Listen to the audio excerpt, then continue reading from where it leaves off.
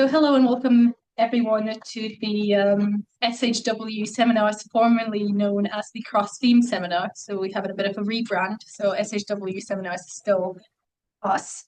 We've got a couple of presentations today as opposed to the usual 3, so we can be a bit more lenient with the timing. So I'm thinking if the speakers are okay with that, we can do 15-minute presentations and up to 15-minute questions. Just to give us a bit more space, and obviously should we end early, we shall end early. So today we've got Tony and we've got Reese talking to us today. Any preference on order, or shall we get started with Reese, because I've got the presentation up, so.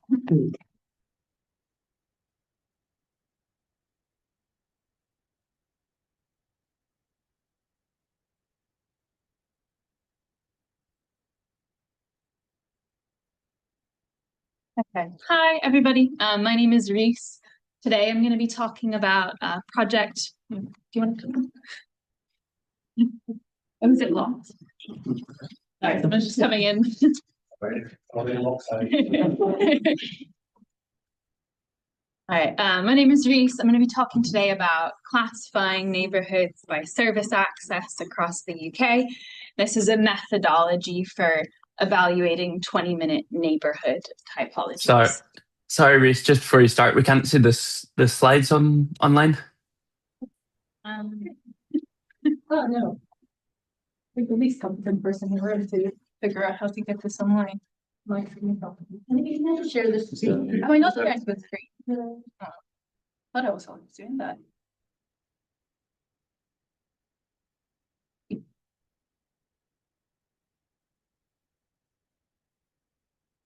Work? I think so. I see you in the light. And then thank you guys. All right. Are we over here? Can you guys see it now? Online? Yeah, we can see it. Perfect, thanks. All right, well, for those of you that just entered, my name is Reese. I'm going to be talking today about basically, let me just make these guys small, 20-minute neighbourhoods and kind of how we can classify neighbourhoods in the UK by what services people have local access to. And I just want to start this with kind of giving a little bit of context to what is kind of a modern interpretation of urban ideal that has been around for a long time. So I'm going to make sure that that's nothing in the chat about. We're fine. In the UK in the 20th century, there was the emergence of the garden city idea. You can kind of see the layout of this idea here. It was a way for urban and rural life to come together and support people living in kind of an organized layout. Then in the 1920s in the US, the idea of the neighborhood unit became really popular. This is again kind of really deliberately organized neighborhoods whereby kind of the housing was centrally located and distributed walkways with services accessible. Now fast forward to 2017 in Melbourne. I think it's great how similar this image looks to the 20th century garden city. We see the concept of 20-minute neighborhoods starting to kind of play out on the world stage. And this is defined as kind of a neighborhood in which you have access to all of the everyday essential services that you might need within a 10-minute walk out from your house and then a 10-minute return journey. And these were proposed originally as a way to kind of increase accessibility of services in a really equitable way, making sure that everybody can get to a supermarket, to their GP, to a school, to public transport, and also as a potential mechanism for increasing kind of sustainability and decreasing car usage and promoting active travel. And then in Paris in 2020, they've also kind of adopted this idea of their version is the 15-minute city. But we're starting to see this really take off quite a bit around the world. And we're seeing this as well in the UK and Scotland.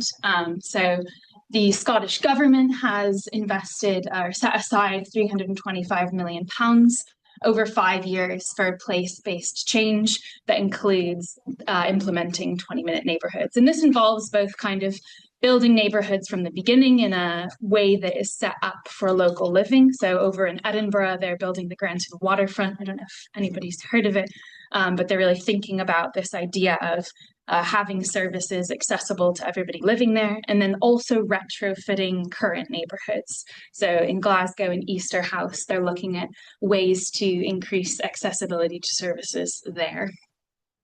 While there's a lot of policy momentum for this idea, and a lot of money going into it, there's not a lot of scientific evidence of how living locally would lead to health improvements or decreased health inequalities. There's actually quite a bit of concern that it could increase health inequalities. So that leads me to the Optima project.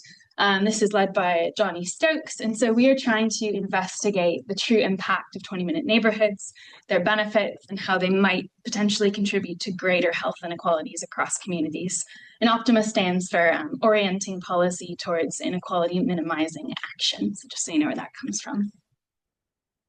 And we are funded by the NIHR, and these are our views and not theirs.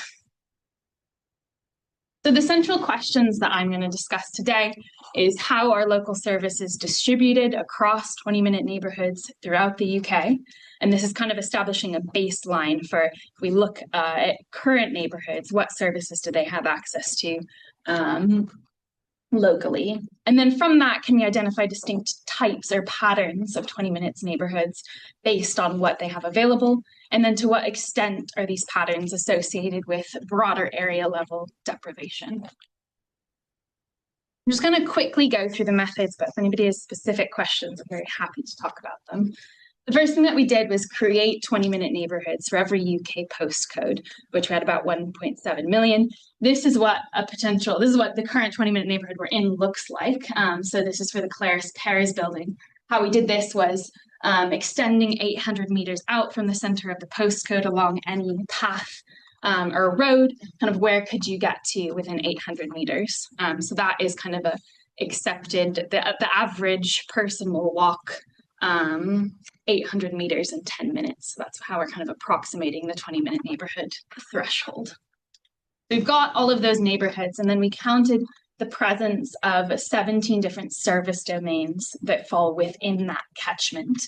So these are things like you can see here, healthy food retail, that's really just supermarkets of varying sizes, public transport, primary healthcare, libraries, schools, eating establishments. And we're interested both in kind of potentially health promoting services as well as potentially health harming services. So we've got gambling and what we've called unhealthy food and drink retail, which is off licenses and takeaways, because we want to kind of assess what the general service environment looks like for people.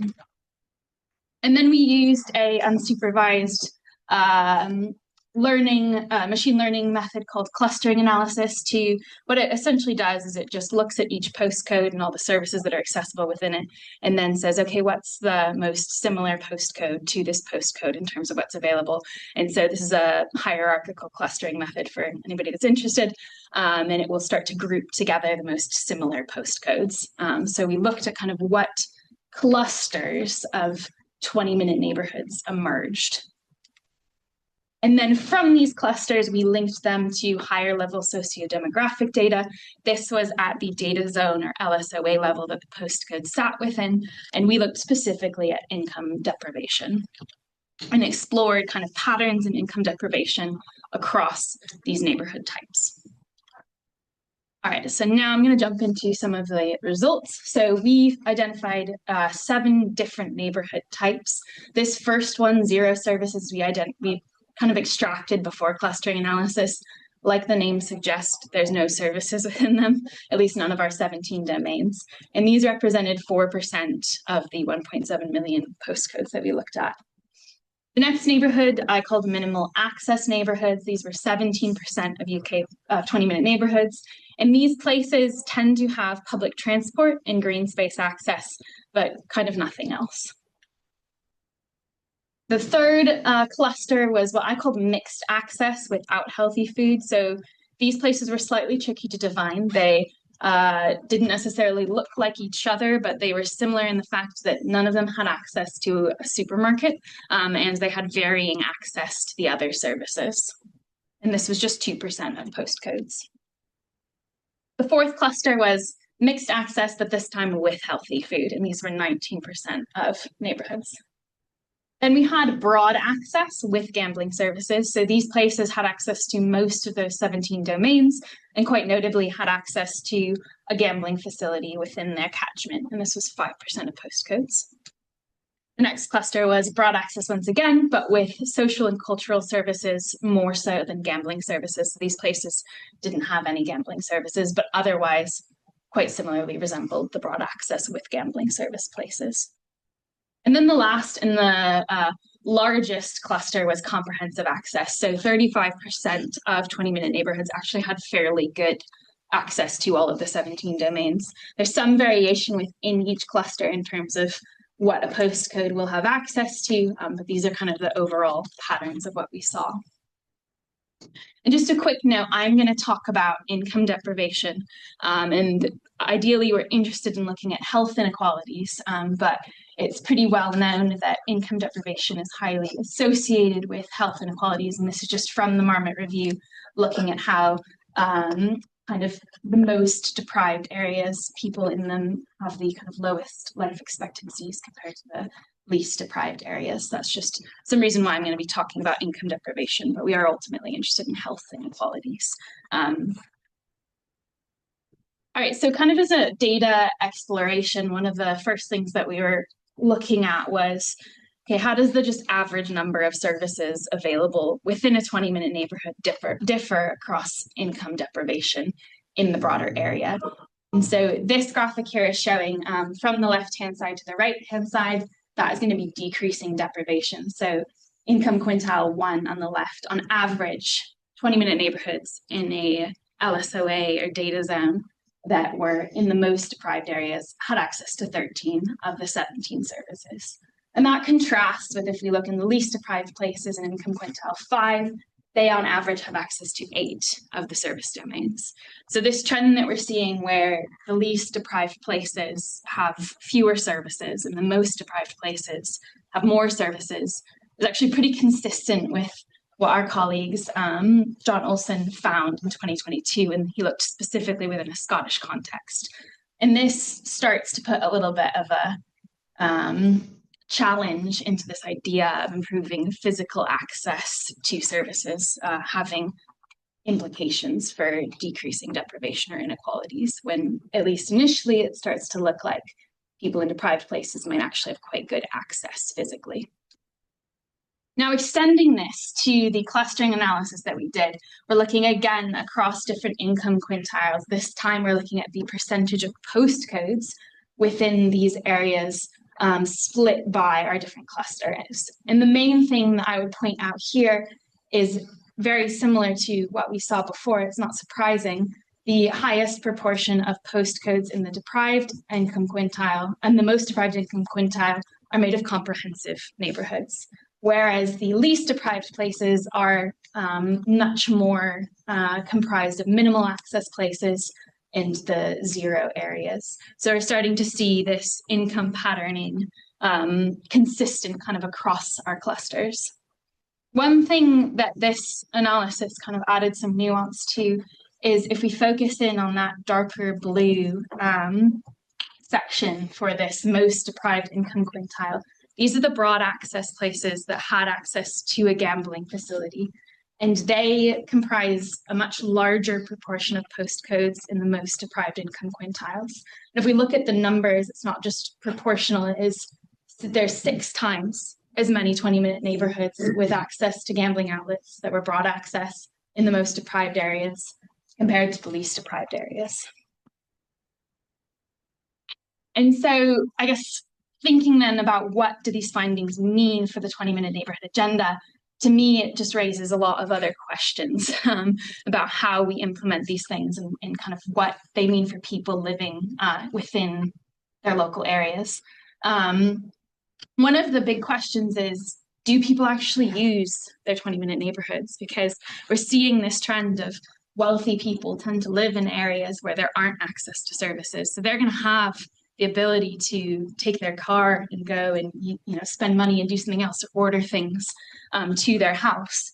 And so is this idea of looking at local living is that going to kind of be applicable in this situation where access can be measured by different things?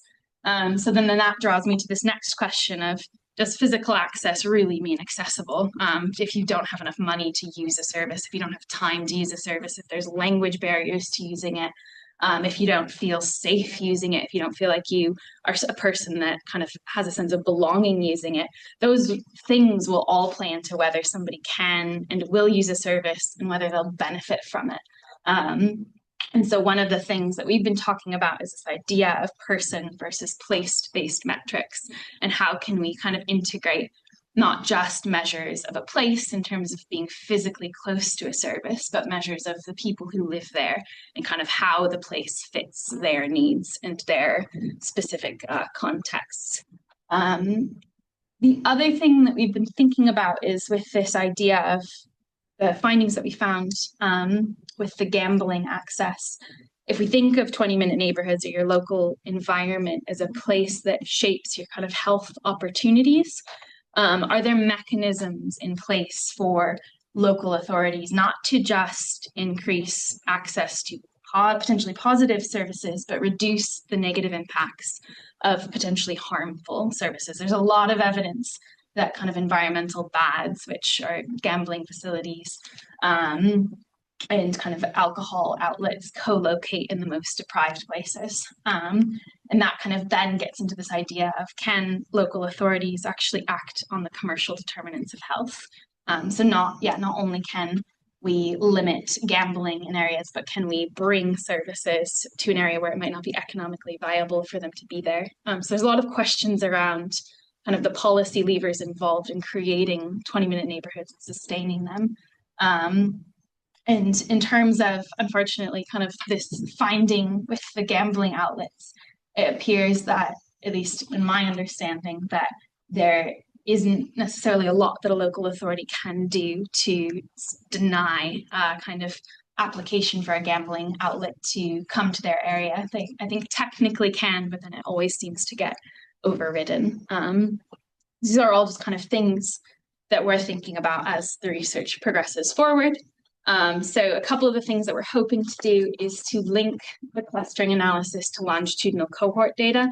This analysis is somewhat limited in the fact that we're looking at deprivation outcomes in a broader area than the actual exposure of the 20-minute neighborhood. And so it'd be very interesting to look at kind of people who are living in these areas, their own health data, and kind of as they've moved to different areas over time, whether growing up in a specific type of 20-minute neighborhood then impacts things later, kind of looking at that with more nuance. And then in addition, I didn't talk a ton about this, but there's been discussions of potentially left behind areas that have high deprivation and low service access. And there was a small proportion of postcodes that fit into this category, but would a 20-minute neighborhood intervention be the most useful there? Maybe, because mostly deprived places have good service access, but what's going on in this kind of outlying group? So doing a bit more of a detailed look into those areas could be interesting. And then finally, some of my colleagues on the Optima project, they are building agent-based models where they're simulating, I think it's a section of Eastern Glasgow, and kind of dropping down a synthetic population into the houses and letting them walk to services and have different needs, and kind of different 20-minute neighborhood thresholds. So this will create a variable of kind of different mobility statuses, and we could compare our 20-minute neighborhoods, which are static, just that 800-meter boundary, to looking at their results of if there's a dynamic threshold. So some people walk further, some people don't walk as far, seeing how the results compare. This is then a little bit of a plug. So I've been building this data dashboard to kind of capture all of these results together. If you want to check it out, it's very much still in testing. But what you can do is search for any postcode. You can see what cluster your neighborhood fell into, and then what services you have access to, and kind of what's going on in the broader area in terms of population density, income deprivation, some general health statistics. Yeah. But that is everything. Thank you.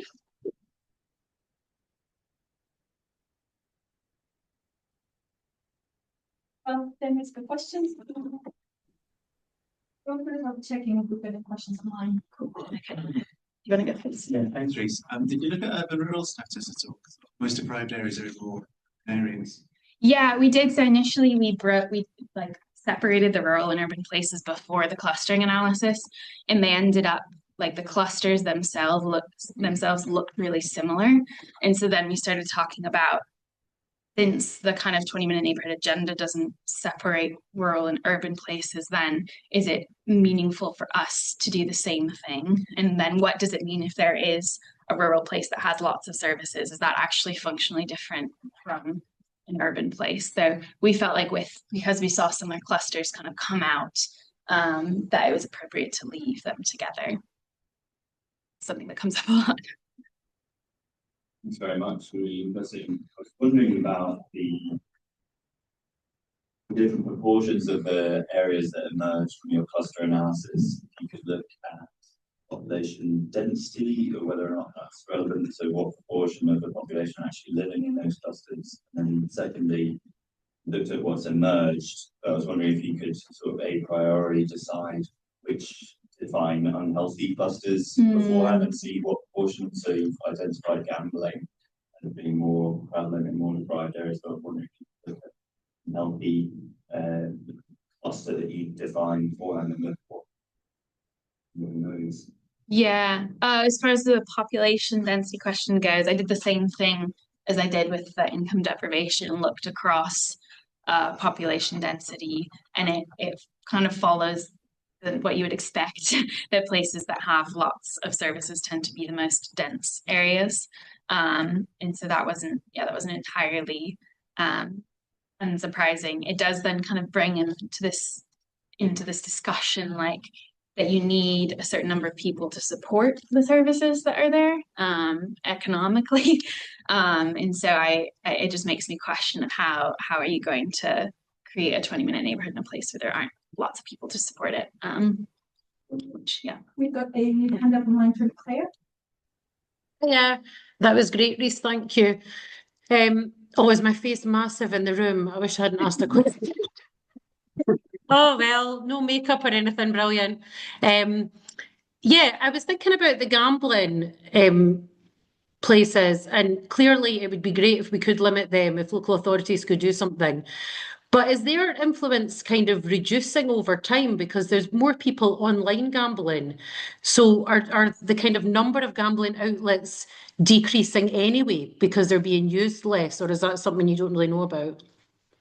That's something that I don't know about, but that is really interesting to think about, and I guess then ties into the wider movement of services to online spaces. And we've mostly been thinking about it in terms of like services that benefit people. So like banks moving online and kind of healthcare having telehealth appointments and how that works in terms of digital exclusion. But I didn't think about that we could potentially be increasing access to gambling services if people are mostly doing that online.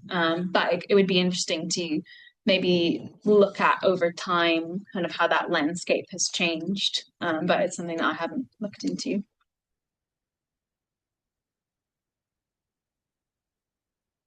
Yes, Peter. Thanks. Yeah, really nice. Two questions. One, you look at alternative definitions of the neighbourhood. So I'm thinking administrative units like wards, because they can actually affect policy change at the level. And secondly, I was really interested in what you said about the most affluent neighbourhoods, people getting in their cars and driving. That's definitely true. I wonder if you can stratify that someway by the amount of cycle paths or closed off roads that these different characteristics those types of individuals. That would be super interesting. When we are hoping to run a survey where we'll get actually no, we won't for this one, but I think for the longitudinal cohort data we'll know whether or not they've got a car. And so then we could maybe look kind of by that as a proxy. And I know we did have variables around like how many major or minor roads you were close to, and that didn't, like, at least in this analysis, it wasn't the focus of it, but when we included it, didn't majorly change the results. But psychopaths could be an interesting one to add in. Thanks so much. Fascinating. I totally buy your skepticism or the need for skepticism when there's loads of policy going into an evidence-free zone. But I guess your data is kind of a snapshot of the neighborhoods that have emerged through commercial determinants and organically, whereas I guess the policies behind 20-minute neighborhoods are more about kind of subsidized or incentivized neighborhoods or sort of constructed neighborhoods. And so I suppose the conclusions that you might draw from what we're observing now aren't necessarily going to be the same as the conclusions from a planned neighborhood. Yes, that is a great point. This is actually, I recently submitted a PhD proposal about this idea of comparing kind of more planned neighborhoods to more, I guess, organically evolving places. If, like, for example, in Glasgow, you compared Bears Den to, is it Cumber? Sorry, I'm now blanking on the name. There's a planned neighborhood. Yeah, there's planned neighborhood right next to it. And the health and deprivation outcomes are quite different there. And so I think that at least this analysis has been, it includes new towns, it includes housing developments, it includes all of kind of those places. But I do think it would be super interesting to look more specifically if a place kind of had original planning intentions and specifically around services, what happened in their planning? Were they able to sustain them? Did they go away? And then how does that compare to places that have been driven by economic determinants? I guess it was like a slight counterpoint to Claire's and this idea of sort of gambling places being bad. I mean, I suppose most working class areas are having most of their services taken away, and particularly those spaces where people can come together and can meet. So if you can do that gambling ban online, having a physical space where, say, working class men or can come together and you have physical interaction, they can't maybe go to the pub the way they could as well, because those, I guess, just is there a risk or a danger that policy people or middle class academics are telling them the things that should or shouldn't be within their 20-minute neighborhood, which again, you're kind of having a mix of those things up there. So yeah, that is a great point. It is, we were really hesitant to kind of label pubs as an unhealthy drink retailer because of this exact thing. They provide a space for people to come together. I guess in labeling them that, it was kind of thinking about the health chances that it affords of, does it give you an opportunity to make a healthy choice? And then it was kind of like, well, maybe not so much. But I do think it is a great point. And it was why I kind of thought it was so interesting that the broad access in the social and cultural services, this is things like museums, cinemas, kind of other spaces where people could potentially come together, versus kind of the gambling cluster, which didn't have those things and had gambling services. But yeah, I mean, it just gets really complicated of what exactly are people doing in these places. But there is a lot of evidence that having physical access to a gambling facility encourages people to use it, and then that locates in the most deprived areas. Maybe we've got time for one more quick one. If there's anyone, any questions online? I'm not seeing any hands, no questions in the chat. Well then, thank you very much. Thank you.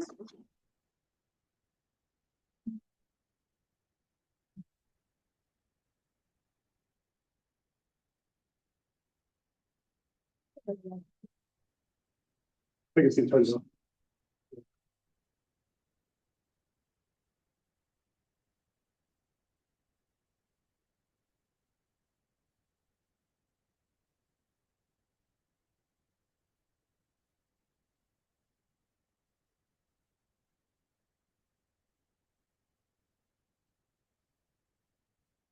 close your email just so it doesn't.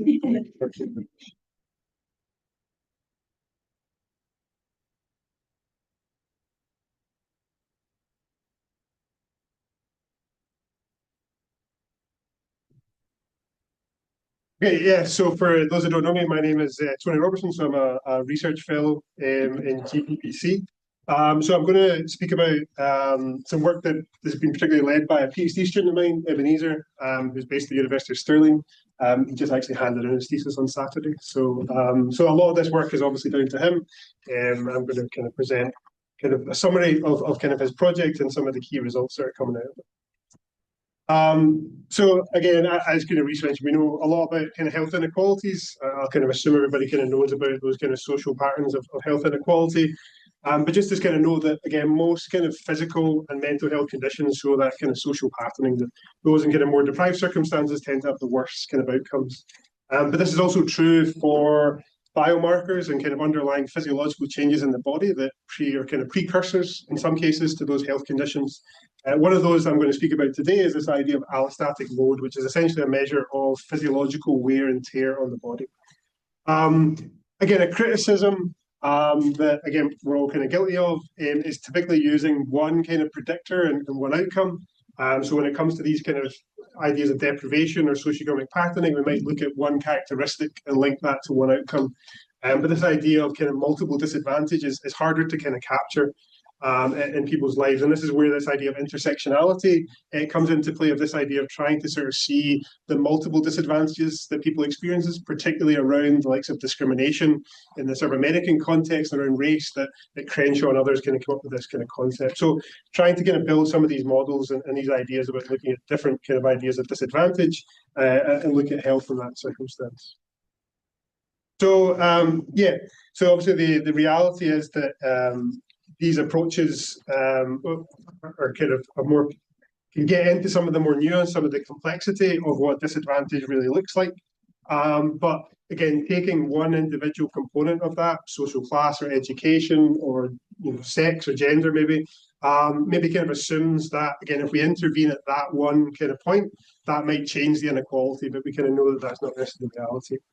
There's also a risk that disadvantages faced by particular subgroups become invisible when we use some of these categorizations. And so it's been proposed that we try and take this kind of more intersectional approach. And Ebenezer's PhD was looking at this in terms of linking it to allostatic load, but also looking at health conditions as well, that I'll kind of come on to. So the kind of framework that he was kind of looking at was taking 6 sort of socio-demographic characteristics. Again, we can argue kind of which ones to kind of pick, and again, the sort of the variation that you might sort of see if you change some of these. But in terms of the data availability and some of the that we had in the data set we looked at, we've got age, sex, and ethnicity incorporated. We've got occupational social class, we've got a measure of education, and a measure of disability. In this case, it's limiting long-standing illness. So again, you can argue, again, weaknesses perhaps on whether that class is a disability or not. So trying to look at these and how they combine together in this idea of intersectionality. So these kind of intersections that go between these and linking that to this health outcome. So yeah, so we could put different kind of measures in here that might kind of capture this. Things like sexuality weren't included in here, immigrant status, for example. So there are other components that you could kind of capture and try and represent. Again, I'll kind of explain why we didn't go into some of that kind of detail. But there is this kind of lack of standardized guidelines and methods for the analysis of these kind of complex interactions, and particularly for trying to capture intersectionality, which is kind of developed out of sort of much more sort of social science lens and much more qualitative kind of experiences of particularly things like discrimination and racism. So how do we capture that? And our kind of interest is particularly quantitatively. So there are another kind of few kind of methods that people have tried to look at to do this. So traditionally, people have tended to look at, I suppose, like the additive way of looking at intersectionality and inequalities, whereby we control for those kind of main effects in the model, and we kind of look at the adding up of those kind of different effects, or if we control for one thing, we can kind of look at the effect that might have. If we use interaction terms in a model, this is how people, again, are traditionally trying to capture that intersectionality, is like what's going on in the interaction effect there. But there's this kind of newer kind of approach, which is trying to take into account multi-level modeling approaches to look at intersectionality as like a clustering. So it's one of the levels in the model is kind of what you're doing with that. Again, there are kind of variations and kind of additions to this that they can look at. I won't touch on today, but just to be aware that there is, over the last kind of like 5-6 years in particular, different people trying different things to model intersectionality. But the approach that we've been using and has been sort of seeing a lot of interest in the last few years is the MIDA approach. So it's, again, it's taking a kind of multi-level approach whereby, and this is an example from another study just to kind of show it, so you can sort of see, whereby level 1, again, a typical kind of multi-level modelling, you have level 1 for the individual, and then level 2 is the kind of clustering kind of level. So for this kind of population that's in this example, it's students. And so the idea for intersectionality is that you have level 1 is the individuals, this might be students or members of a population, and then at level 2 you have the stratum, so where those different socio-demographic characteristics are the same, you put those people in groups together, basically. So you can sort of see a couple of examples of that. And so the MIDA approach then basically involves these kind of two kind of models that we kind of fit. The first one is called the simple intersectional model. It's essentially like the null model, where you have these individuals nested within their sort of socioeconomic, social-demographic strata, and you run sort of two-level regression model with your outcome of interest, but only fitted with like a random intercept. So this basically allows you to estimate the sort of total variance in the outcome that you're interested in using that kind of multi-level approach. You then fit what's called the additive model to it. So you basically account for all the main effects in this mixed kind of model, and whatever is left in that variance is basically saying that that's accounted for by these additive kind of main effects. So the first model is like, here's the intersectionality. The second one, is that multiplicative intersectionality or is it additive? And I'll explain this a bit more when I sort of show the results and sort of get into a bit more detail. In terms of the outcome of interest, it's this idea that the people developed again over sort of 20, 25 years, this concept known as allostatic load, which is essentially trying to get to physiological wear and tear in the body that's driven by how the brain and how we understand stressors in our environment, and then manifests sort of physiologically. Particularly in human kind of work, we look at multiple physiological systems. If you look at more animal models, they might just look at stress markers and try and kind of use stress markers as being a measure of allostasis or allostatic load.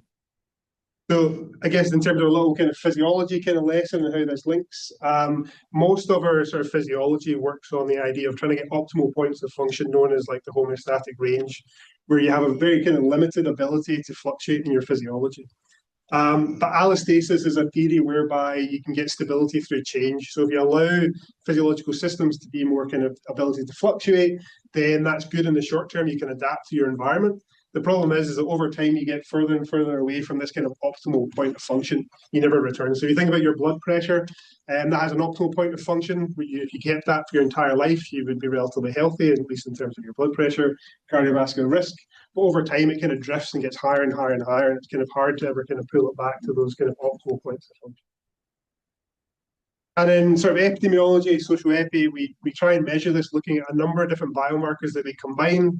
One of the major criticisms, there's no gold standard. You can't just pull this off the shelf. Lots of people do different things. I won't go into the detail for today's talk, but just to be aware of that. But typically we'll have measures across the cardiovascular system, metabolic system, immune, and the neuroendocrine system. Sometimes you have other systems included in that, as noted below. So the particular biomarkers are included in our kind of outcome, are included in brackets there. And again, there's no gold standard, so people put different combinations together, usually a pragmatic decision based on what kind of data you have available. But basically, once you kind of have that biological data, you sort of sum up these kind of 10 biomarkers in a variety of different ways. What we're going to present here is Z-scores. So you take each biomarker and you look at basically the variation from the mean in that, and you add those up. All you kind of really need to know for the purposes of today's talk is the higher that score, the worse your circumstances, or potentially worse your sort of health circumstances. Data we're using is Understanding Society. For those that haven't heard of this, it's the UK Household Longitudinal Study. It's got 40,000 households and 100,000 people in it. It's essentially the UK's kind of big longitudinal study that's available. It used to be known as the British Household Panel Study before that, because kind of that was the precursor. We've got data back from like 2009, 2010, known as wave 2 or 3, which is where they had a nurse visit to the participants, and that included getting biological data from them, taking blood samples and other biomarkers. So that's where we've got our allostatic load measure from. There is a new wave of biomarker data coming out in 2027 that's just currently being collected and analysed. So again, we're hopeful of following some of this up, and it's a lot of the kind of limitations in some of this sort of socio-epi work around social to biological is that we often only have cross-sectional or one point in time measure for the biology. But we do have follow-up for 10 years in terms of looking at some of the health conditions that I'm going to mention. So the first kind of main results to look at is we looked at this idea of intersectionality linked to allostatic load. First off, just to capture the sort of main effects, so looking at age, sex, ethnicity, occupational, social class, education, and disability. So here we sort of see standard patterns that we would predict, and again has been shown over the last few years in terms of allostatic load and how it's linked to these social demographic characteristics. So as people get older, their allostatic load increases, although there is a bit of a survivor bias in this kind of cohort study. The sickest, kind of most deprived people tend to die before we kind of get to them at those ages. So you kind of see a bit of it's not quite like a kind of linear effect. Men tend to have worse, higher allostatic loads. In this study, we didn't see differences by ethnicity. Again, there's kind of mixed evidence for ethnicity differences. Part of that, again, for the MIDA modeling, you have to try and simplify some of your categorizations. So you're trying to keep it to like a binary or maybe 3 categories. So again, kind of some of the nuances kind of lost here.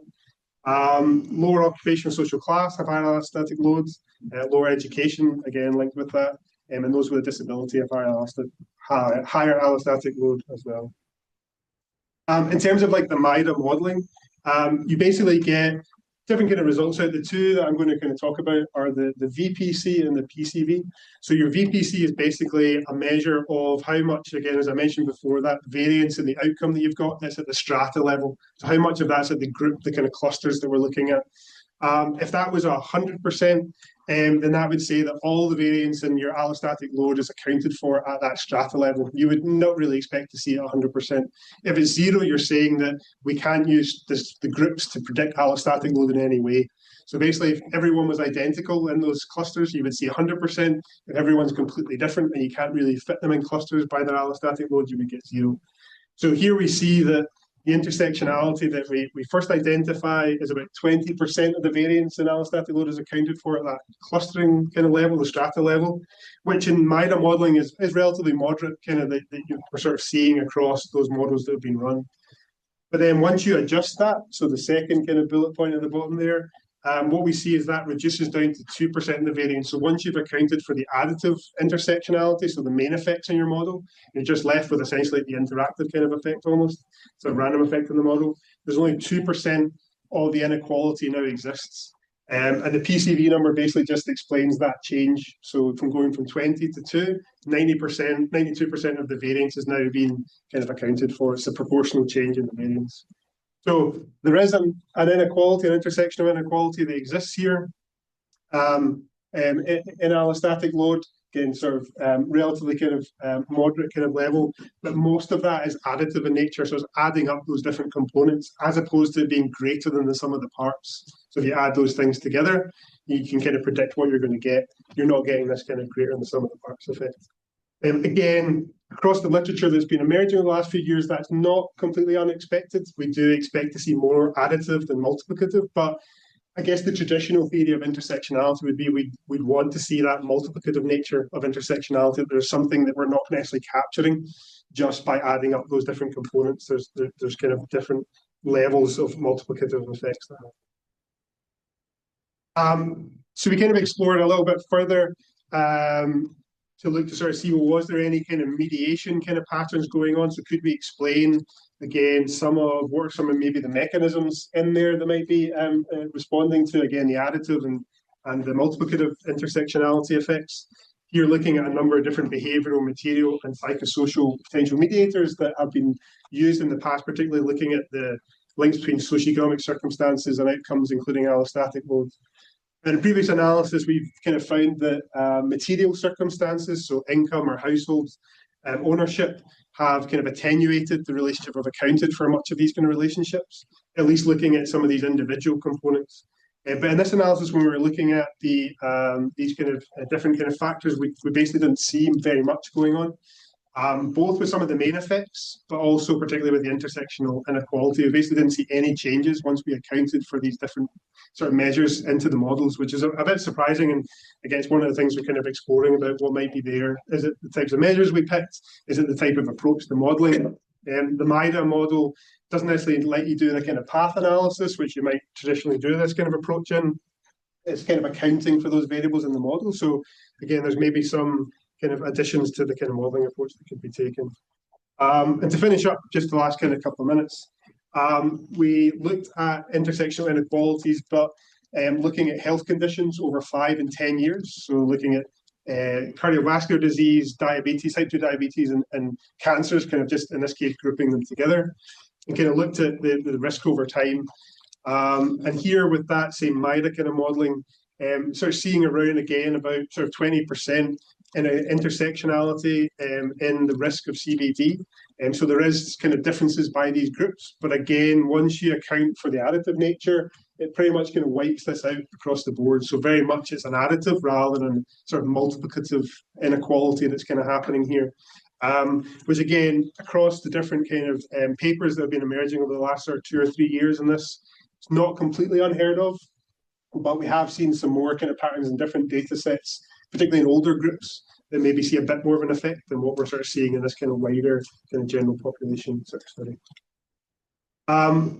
We followed this on by adjusting for allostatic load to sort of see did allostatic load again account for some of this kind of mediating some of what's kind of going on here. Seeing a little bit of effect in some of the kind of modelling, but nothing kind of dramatic really that would suggest that, again, this kind of biological pathway is linking into the intersectionality. Again, not completely unexpected that you might, again, look more things like kind of more discrimination, psychosocial mechanisms might kind of play a bit more of a role in the biology. But again, we maybe did expect to see a little bit of a stronger effect. So there is evidence of some moderate intersectional inequalities in allostatic load and morbidity that we're seeing, but they are largely additive rather than multiplicative in nature, at least in here. Again, some of the mechanisms remain somewhat kind of unclear from the analysis that we've been running. Again, I think that might go into a more kind of qualitative nature. Again, we're not really measuring discrimination very well, racism, different kind of factors like that, at least in this kind of quantitative modelling. But again, there's other data sets that might allow us to do that. And again, making more kind of qualitative analyses. But it is sort of shedding a bit of a light on this idea of even with additive inequalities, if you're adding up all those different characteristics, there is a kind of effect of that we can't just look at these individually. Again, try and deal with gender inequalities or socioeconomic inequalities. We have to consider as much as possible the kind of whole person in there. So we're writing up some of this for publication just now, and exploring some other data sets, but also some different outcomes. So again, maybe it's issues with allostatic load. Maybe we'll see this with other kind of outcomes, different markers we might look at over time as well. And I'll finish up. Thank you.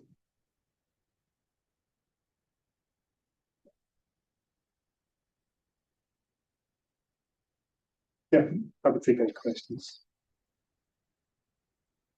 David. Yeah, so thanks a lot for the interesting. This is going to sound like a mean question, right? It's not really meant to be a mean question, but it's all right. I know you're right. So. Well, I suppose there's a question about, what do you do with this with regard to kind of policy implications? So in the sense that we know that poverty is bad for you, discrimination is bad for you, we know you get these cumulative additional disadvantages, and it's bad for you. I suppose there's all that research that looks at kind of stress-related biological pathways to which this adds stuff. At the end of the day, it doesn't really change what the policy implications are, because you need to deal with those exposures, don't you? Yeah, that's why I don't make policy sort of recommendations based on a study like this. I guess it's kind of more evidence for, again, that idea that, it's the upstream stuff which is important. It's not fix the biology and you might fix things. You could give, again, we've spoken about this before, you could give, the sort of so-called pill for poverty kind of approach that certain people maybe in this college sort of take. You might reduce that inequality somewhat, but you're just going to supplement one outcome for another outcome. Again, the kind of nuance, I suppose, kind of what my work is interested in is the nuance of the inequality. And again, that's maybe not helpful for a policymaker, but it's helpful for understanding, generating the knowledge of that and understand the pathways, and then, again, kind of adding to that evidence. Thank you. Questions online? I'm not seeing any hands raised. David in the back. Yeah. Most of this is over my head, Tony, but I kind of broadly understand. I mean, there was a bad talk. Broadly understand what you're talking about. I guess my query is just about data. You're working with the data that you have. Yeah. And I guess based on all your wealth of experience in this area, is there particular other measures that you didn't have access to that you would really like to see in this sort of intersectional model? Yeah, so understanding society, I guess, in terms of the scale and the scope is kind of like the biggest study available in the UK that has both really rich social data and biological and health data. Obviously, there's things like Biobank, which has, again, a bigger sample size, has really good biology, but the social side isn't as strong. That's kind of not the focus of it. I think even within that, though, again, those kind of measures of, like, say, sexuality isn't captured. I mean, it is captured in the data, but again, it's not like overrepresented as it might need to be. Because as soon as you start creating these different clusters, there's like 250 different groupings based on 6 characteristics. If each of those has 2 or 3, maybe 4 categories, you're multiplying that up all the time. So you kind of have to keep things relatively simple. I think, I mean, yeah, so I think sexuality would be one that I think could be captured and get a bit more in there. Again, within ethnicity, we tried a few different ways of categorizing it. Here it's kind of white and non-white, but obviously there's a lot of nuance within that. But even if you kind of break it down into different categories, Understanding Society does have a boost sample as an ethnicity boost sample, but getting enough people who have the biomarkers as well as being in the boost sample in a lot of these studies is where we fall down. You know, it's like you end up with, again, kind of slightly richer people, white people kind of tend to be overrepresented than what they need to be. So I see Piers with that. Yeah, no, I thought it's very interesting and from modeling perspective. So maybe I'm overthinking it, but creating 250 different strata seems like it's throwing away a lot of information. Yeah. There's some variables that must be categorized. Hence, but things like creatinine or blood pressure. By grouping into quartiles or whatever, you essentially assuming the risk is flat of all of that. And why not just retain those as continuous variables, as random intercepts for the grouped variables, not random slopes for the continuous variables? Yeah, so I think that is, again, the argument of whether you're going to look at individual components or the allostatic load and how you kind of group that together. And yeah, that's why I suppose we try and use the Z score, because it does keep it as a continuous. So although you're looking at each individual and you're adding up some of that is still kind of holding on to some of that kind of sort of variance in it. Or the combination of the categorical angle. No, so that would just be, it's looking at each biomarker, and then it's looking at the standard deviation from the mean in that. And then, again, people take different approaches, but usually kind of adding up each of those biomarkers sort of thing.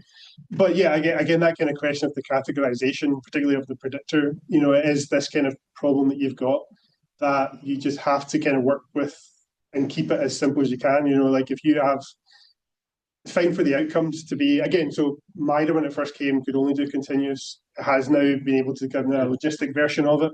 We're starting to get, again, kind of newer versions that allow us to look at different outcomes in different construction in different kind of ways. So, but yeah, I mean, I think, and again, that's kind of the nuance between you looking at this in a quantitative kind of way and trying to find the modelling approaches that do one thing, but then you lose the richness and the depth that you might get in other kind of aspects. So, again, yeah, you can simplify one thing and you lose the detail in others. Yeah, it's a bit of a trade-off. A few questions online. Sure. So we've got a question from Claire. And Claire says, did you find any particular groups that had unexpectedly good or bad AL outcomes? So I guess in terms of like unexpectedly, so I guess it tends to fit the pattern that we sort of see that men have kind of worse allostatic load, people in lower social groups.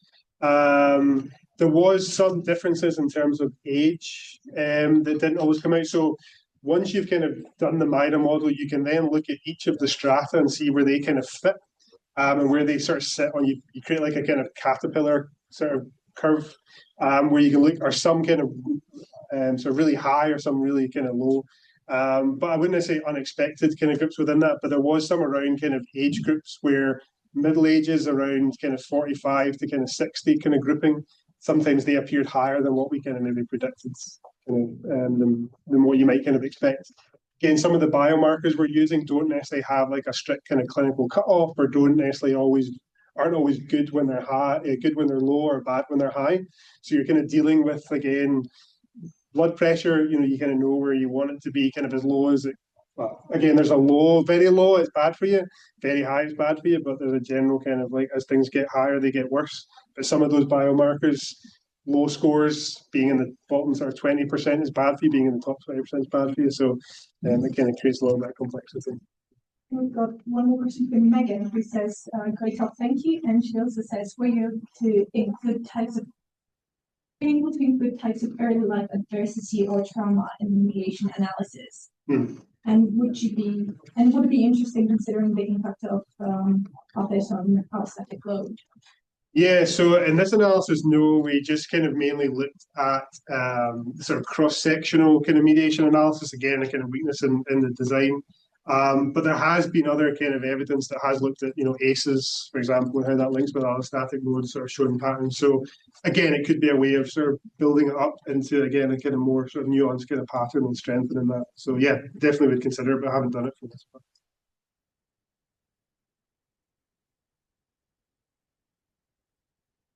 Just back on the data, so like ethnicity didn't show very much, but away from the kind of multi-level modelling and the allostatic load, were you seeing expected ethnic inequalities in health outcomes in those data? I can't remember off the top of my head, to be fair. So I need to kind of look back at the final chapter's a bit of a blur. I was getting to the end of submitting on Saturday, so yeah, I don't remember any kind of thing that stuck out as being weird, at least in that. But yeah, I'd have to probably look back to sort of see if it did kind of fit some of those, things like types of diabetes and ethnicity kind of patterns that kind of fit. So, Can I just ask about the allostatic load, because it's an interesting concept I've already come across. Were all of the components of the allostatic load continuous? Yes. Yeah. And then you measure them all into z-scores. Yep. Can you just like square root them so that you get both the extremes, like high and low, and then anyone that's like way out with the yeah, you could do actually, yeah. So I guess for creatinine, like if people are malnourished and have low muscle mass, they might have very low creatinine. It's your wee old ladies. So. Yeah, so yeah, I mean, for some of them, you tend to get the highs and lows, or particularly the outliers, kind of taken out almost sometimes before you get the data. And again, for some, say like CRP, where someone's been in hospital the previous 30 days, had an infection, that can kind of spike. So again, we try and do it with all the different ways of looking at it. So again, there's the clinical cutoffs, there's the deciles and quartiles to try and capture some of those different kind of both mechanistic things, but also in how you're kind of conceptualizing it and sort of doing it in the analysis. But yeah, that's a point I hadn't necessarily thought about doing that. So, but yeah, you could do it. Let me get time for one more quick one. No, just get me back to your question. No, I was just curious, is there any kind of theory or not, I guess, information around whether some of the biomarkers are more meaningful for clinical outcomes than others? And are you like able to weight? If so, are you able to? Yeah. So I mean, obviously, a lot of them are kind of standard, kind of, I guess, kind of markers that you might sort of see, things like blood pressure, in there. Again, there's this debate that kind of goes on in this kind of field of like whether you weight them or you don't, whether you give them equal kind of value, whether you try and adjust for different things. Basically, what they tend to sort of see is it doesn't make a whole heap of difference, sort of thing, when you actually kind of run it. But again, I suppose linking to the theory, the idea of using it in this way is to try and avoid. You always get the cardiovascular ones will tend to kind of be leading things because they have quite kind of strong associations with kind of health outcome. But when people have done it with different kind of weighting, different modifications, they haven't necessarily seen a difference in it. But also, I guess we're trying to get this kind of idea of like whole system kind of physiological kind of wear and tear that's kind of capturing. So if we then start to look at individual markers within that, it kind of moves us slightly away from slightly black box approach of kind of like what's going on in the body, one system affects the other, looking for that whole kind of effect. But yeah, no, there are approaches that do try and weight it, but they tend not to see a massive amount of difference. Again, every analysis might show something different if you did that. But in terms of socioeconomic inequalities in kind of allostatic load, yeah, it's tended not to sort of show massive change. Thank you very much to both our speakers for today. We've got a couple of very interesting talks. Thank you very much to everyone in person and online, and thank you for bearing with me through the IT issues. And we can see you again on the 3rd of March, I believe. Thanks, Martin.